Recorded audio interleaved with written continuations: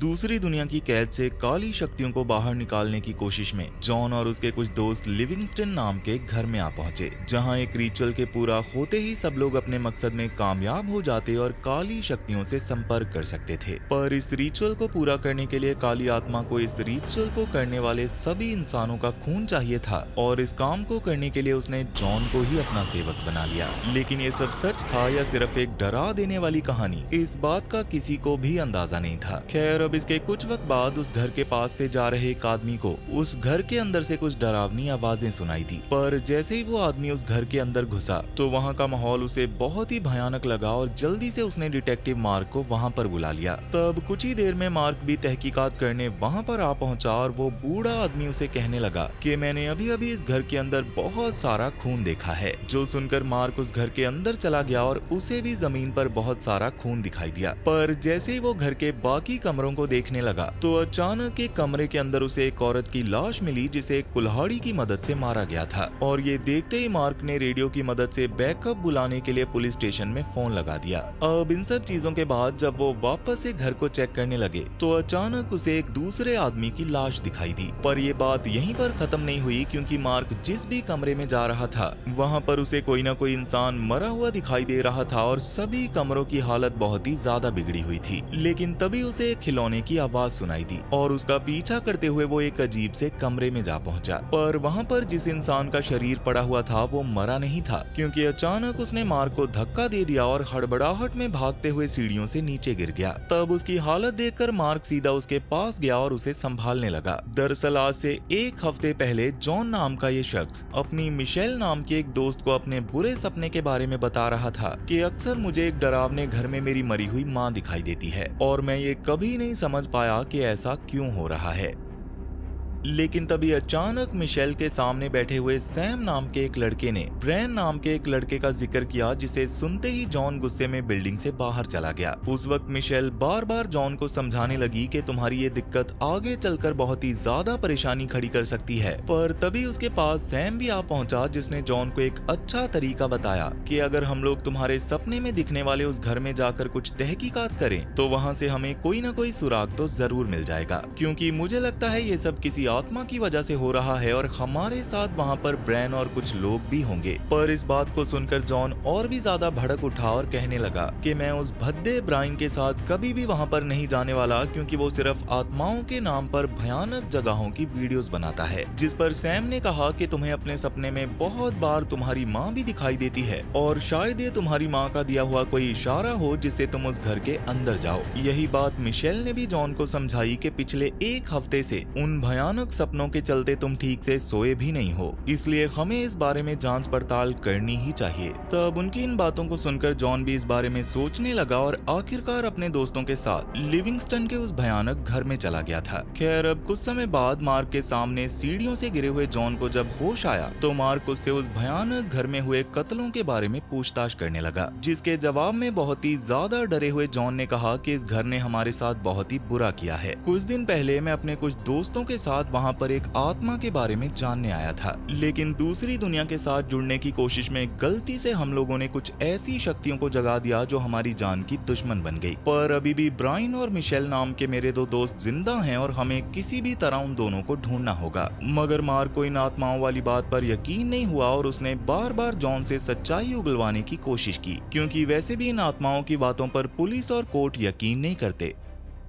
अब इसके कुछ देर बाद मार्क ने अपनी पार्टनर डिटेक्टिव एलिजाबेथ को कॉल किया और उसे अपने इस नए केस के बारे में बताया, जिसे सुनकर एलिजाबेथ भी उसकी मदद करने के लिए जल्दी ही उसके पास आ पहुंची। तब मार्क ने उससे एक रिक्वेस्ट की कि तुम्हें किसी भी तरह से जॉन से असलियत उगलवानी ही होगी, क्योंकि वो इतने बड़े सदमे में जा चुका है कि मैं तो उससे कुछ भी नहीं बुलवा पाया। तब मार्क की इन बातों को सुनकर एलिजाबेथ सीधा जॉन के सामने जा खड़ी हुई और उससे पूछताछ करने लगी, जिस पर रोते हुए जॉन ने कहा कि मेरी एक दोस्त मिशेल मुझसे पहले अपने दोस्तों के साथ यहाँ पर आत्माओं को ढूंढने के लिए आया करती थी, पर मेरे साथ उस घर में जो कुछ भी हुआ मैं आपको सिर्फ वही बता सकूंगा। और इतना कहकर जॉन ने अपनी कहानी बताना शुरू कर दिया। जॉन ने बताया कि आज से कुछ दिन पहले हम सभी लोग लिविंगस्टन के इस भूतिया घर में आए थे ताकि ब्राइन और उसकी टीम आत्माओं के बारे में एक डॉक्यूमेंट्री शूट कर सके, पर मैं तो यहाँ पर अपने सपनों में छाए उन आत्माओं के राजों को सुलझाने आया था। इस घर के पास आते ही सब लोगों ने फैसला किया था कि वो घर की मालकिन मालकिन मार्था लिविंगस्टन की आत्मा के साथ और भी रूहों को अपने वश में लाएंगे, जिस पर एलिजाबेथ ने बताया कि आज से लगभग 20 साल पहले भी मार्था की आत्मा से बात करने की कोशिश में बहुत सारे लोग इसी तरह से मारे गए थे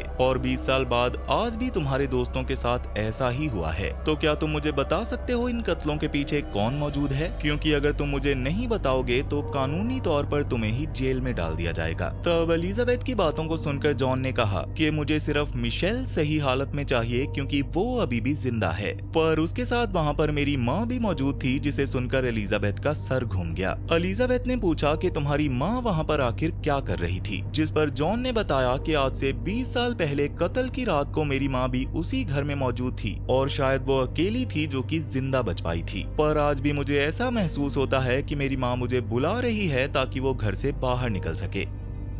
उस वक्त जॉन ने फिर से अपनी कहानी जारी रखी, जहां पर सब लोगों ने घर के ताले को तोड़ दिया और अंदर जा घुसे। पर तभी अचानक जॉन की नाक से खून बहने लगा, जिससे सबको पता चल गया कि शायद अब वो लोग आत्माओं के बहुत ज्यादा करीब हैं। और देखते ही देखते उन सब ने अपने अपने कैमरा सेटअप करने शुरू कर दिए ताकि वहां की सारी भूतिया घटनाओं को अच्छे से रिकॉर्ड किया जा सके। जिसके बाद सब लोग एक एक करके उस घर के सभी कमरों को ठीक से देखने लगे। पर तभी अचानक एलिजाबेथ के पीछे एक आत्मा खड़ी हुई, लेकिन एलिजाबेथ को वो दिखाई नहीं थी। वहीं दूसरी ओर घर के अंदर मार्क और उसकी टीम को एक ऐसी रिकॉर्डिंग दिखाई दी जिसमें सैम बहुत ही ज्यादा डरा हुआ नजर आ रहा था और बार बार एक ही बात कहे जा रहा था कि हमारी जान अब बहुत ही ज्यादा खतरे में है और वो अब हमारे पीछे कुल्हाड़ी लेकर खड़ा है। जिसके बाद देखते ही देखते किसी अनजान शक्ति ने कुल्हाड़ी की मदद से सैम को मौत के घाट उतार दिया। पर उस वीडियो से उन्हें कुछ ज्यादा पता नहीं चला था। अब इसके थोड़ी देर बाद मार्क सीधा एलिजाबेथ के पास जा पहुंचा और उससे कहने लगा कि जॉन और उसके साथियों के बनाए हुए वीडियो से हमें कुछ भी नहीं पता चला, इसलिए अगर तुम जल्दी से जॉन से सारी सच्चाई उगलवा दो तो हमारा काम बहुत ही जल्दी खत्म हो जाएगा। और इतना बोलकर वो वापस से घर के अंदर सबूत ढूंढने चला गया।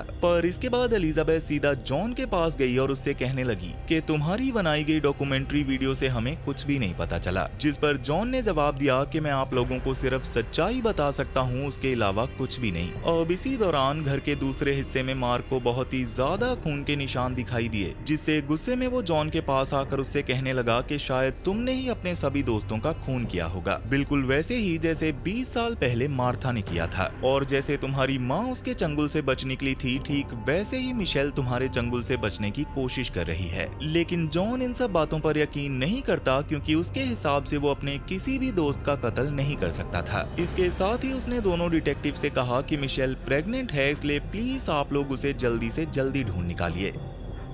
तब ये सब सुनकर एलिजाबेथ ने मार्क को उस कमरे से बाहर निकाल दिया और फिर से जॉन की कहानी सुनने लगी, जिसमें वो सब लोग उस घर के कमरों की अच्छी तरह से जांच पड़ताल कर रहे थे। जिसके दौरान उन्हें एक अजीब सा खिलौना दिखाई दिया जो कि अपने आप ही चल रहा था और उसे देखकर जॉन को पता चल गया था कि वो खिलौना जमीन की ओर ही इशारा कर रहा है। तब जैसे ही जॉन ने अपने सभी दोस्तों को जमीन पर बिछाए हुए कालीन को हटाने के लिए कहा तो वहाँ पर उन्हें एक अजीब सा दायरा दिखाई दिया, जिसे देखकर जूलियस नाम की एक लड़की ने बताया कि हो सकता है ये दायरा दूसरी दुनिया से जुड़ने का एक रास्ता हो, पर अभी ये पूरी तरह से सील हो चुका है। पर तभी उन्हें दूसरे कमरे से कुछ अजीब सी आवाजें सुनाई दी और जैसे ही ब्रायन ने उस कमरे का दरवाजा खोला तो उसके अंदर से एक बहुत ही अजीब सा पंछी बाहर निकल आया जो सीधा उस सील के ऊपर जा गिरा और पलक झपकते ही मारा गया। अब इसके थोड़ी देर बाद जब ब्रायन घर को अच्छी तरह से रिकॉर्ड कर रहा था तभी अचानक उसे एक आत्मा दिखाई दी जो उसके सामने से गायब हो गई। वहीं बाकी लोग भी सभी कमरों को ठीक से देख रहे थे, जहां जॉन और मिशेल डैनी नाम के एक लड़के के साथ थे जो कि पूरे घर में कैमरास की मदद से नजर रखे हुए था। लेकिन जैसे ही मिशेल ने अपने कैमरे को खोला तो अचानक उसे एक बहुत ही भयानक आत्मा दिखाई दी और इसके साथ ही घर के फोटो फ्रेम पर आग लग गई, जिसे देखकर जॉन जल्दी से एक फायर एग्जीक्यूटर ले आया और उससे उसने आग को जल्दी से बुझा दिया। पर तभी वहां का शोर शराबा सुनकर बाकी लोग भी उनके पास आ पहुंचे, लेकिन जॉन के हाथ में उस फायर एग्जीक्यूटर को देखकर उनके मन में एक सवाल पैदा हुआ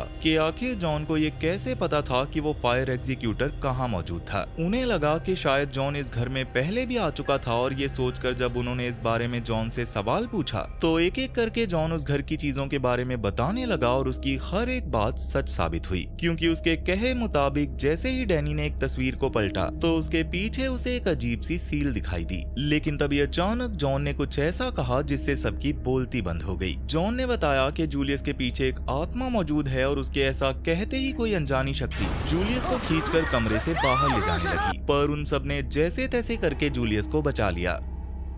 मगर इन सब चीजों को देखकर जॉन इतना ज्यादा डर गया था कि वो सभी को इस घर से बाहर जाने के लिए कहने लगा। पर ब्रायन और जूलियस ने कहा कि अगर हमारे साथ ऐसी पैरानॉर्मल घटनाएं हो रही हैं, तो इसका एक ही मतलब है कि हमारा संपर्क सच में आत्माओं से जुड़ चुका है और हमें ये नहीं भूलना चाहिए कि हम यहाँ आत्माओं को देखने और उनके बारे में जानने के लिए ही आए थे। लेकिन जॉन ने उनकी एक नहीं सुनी और सीधा मिशेल को लेकर वहाँ से बाहर जाने लगा। पर तभी ब्रायन ने उससे कहा कि मुझे पता है आज से कुछ साल पहले कत्ल वाली रात को तुम्हारी माँ भी यहाँ पर मौजूद थी और वही एक इकलौती इंसान थी जो कि मार्था लिविंगस्टन से बचने में सफल रही थी। और हो सकता है तुम्हारी माँ की आत्मा ही आज तुम्हें इस घर में बुला रही हो ताकि वो तुमसे कुछ बात कर सके, इसलिए तुम उनकी उम्मीदों पर पानी फेरते हुए घर से बाहर नहीं निकल सकते। और अगर तुम किसी तरह से इस घर से बाहर निकल भी गए तो तुम्हारे वो भयानक सपने कभी खत्म ही नहीं होंगे। इसलिए मेरे हिसाब से तुम्हें यहीं रुककर अपने साथ साथ अपनी माँ की उलझनों को भी दूर करना चाहिए। और ब्रायन की इन बातों को सुनकर आखिरकार जॉन भी उस घर में रुकने के लिए राजी हो गया। लेकिन अचानक उसे बहुत ही अजीब महसूस होने लगा और आईने में उसने देखा कि जैसे उसके मुंह के अंदर से कोई पंछी निकल रहा हो।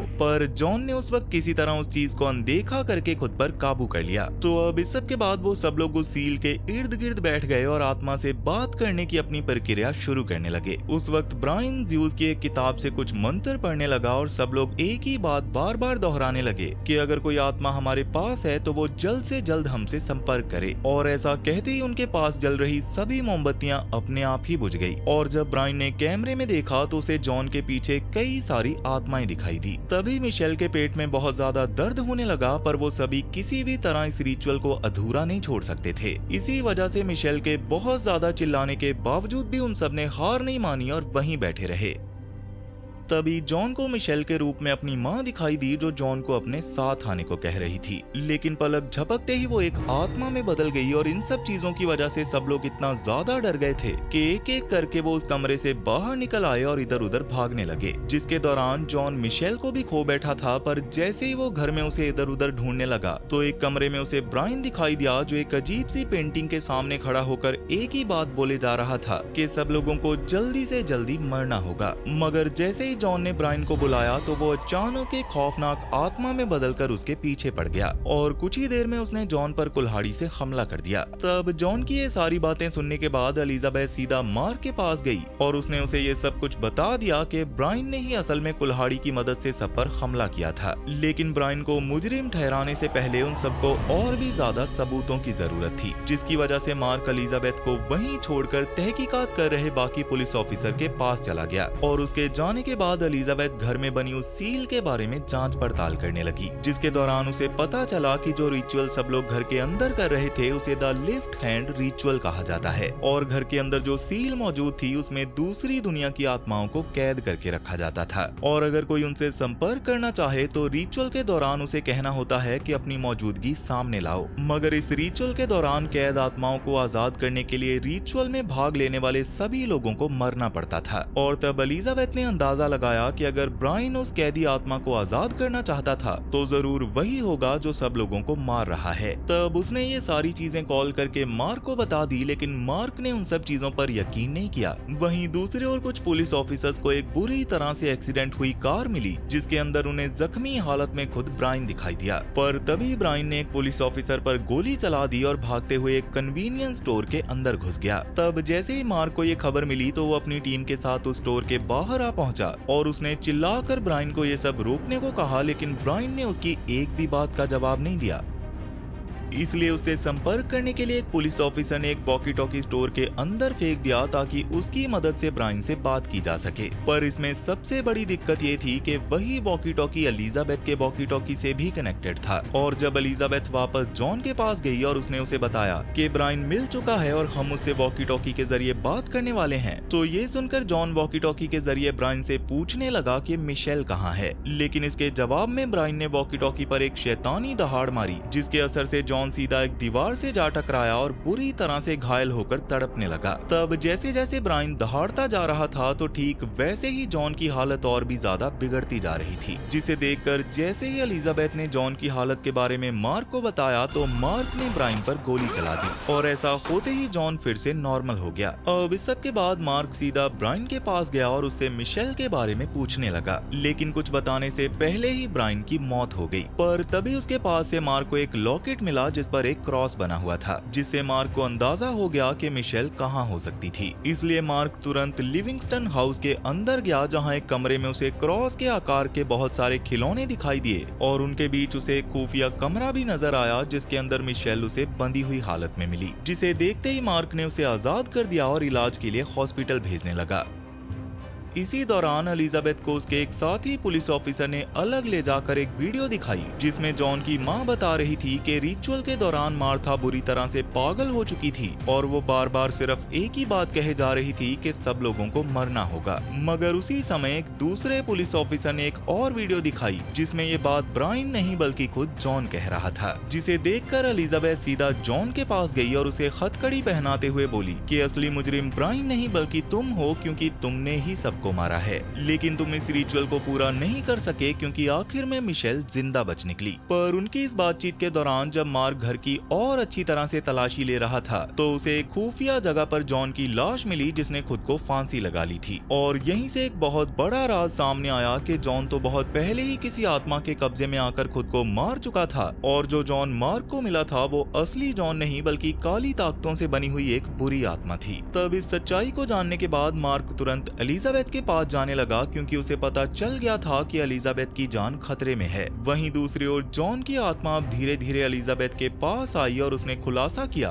कि रिचुअल अब धीरे धीरे काम कर रहा है और अब मिशेल का होने वाला बच्चा ही मुझे रास्ता दिखाएगा। इतना कहते ही वो अचानक वहाँ से गायब हो गया और ऐसा होते ही मिशेल के हॉस्पिटल जाने से पहले उसके पेट में बहुत ज्यादा दर्द होने लगा। अब इसके थोड़ी देर बाद मार्क एलिजाबेथ के पास आ पहुंचा, जिसे एलिजाबेथ ने सारी सच्चाई बता दी कि मेरे पास जो बैठा हुआ था और जिससे मैं अब तक पूछताछ कर रही थी वो जॉन नहीं बल्कि एक शैतानी आत्मा है और मेरे पास इस बात का सबूत भी है क्योंकि जब उन दोनों ने पूछताछ की रिकॉर्डिंग चेक की तो कैमरा में जॉन दिखाई ही नहीं दे रहा था। पर सबसे डरावनी बात ये थी कि अब उस शैतानी आत्मा का रिचुअल पूरा हो चुका था क्योंकि मिशेल को छोड़कर सब लोग मर चुके थे और मिशेल के अंदर जो बच्चा पनप रहा था उसकी मदद से दूसरी दुनिया में कैद की गई ये बुरी आत्मा इस दुनिया में आने वाली थी। और इसी खौफनाक सच्चाई के साथ ये कहानी यहीं पर खत्म होती है कि शैतानी ताकतों का ये खूनी खेल अब पूरी तरह से कामयाब हो चुका है। लेकिन दोस्तों, क्या आपको लगता है कि आत्माओं का ये खेल बस एक घर तक ही सीमित था? क्योंकि ये तो बस एक शुरुआत थी और अब ना तो कोई घर महफूज है और ना ही कोई रिश्ता, क्योंकि जब शैतान का आतंक बढ़ता है तो वो सब कुछ बदल देता है। मैं बात कर रहा हूँ बेथ की, जो पहले से ही अपनी पर्सनल लाइफ और प्रेगनेंसी की वजह से एक मानसिक जंग लड़ रही है। अब बेथ अपनी बहन एली के पास मदद लेने के लिए पहुँचती है, मगर उसे नहीं पता था कि उसके बच्चे गलती से द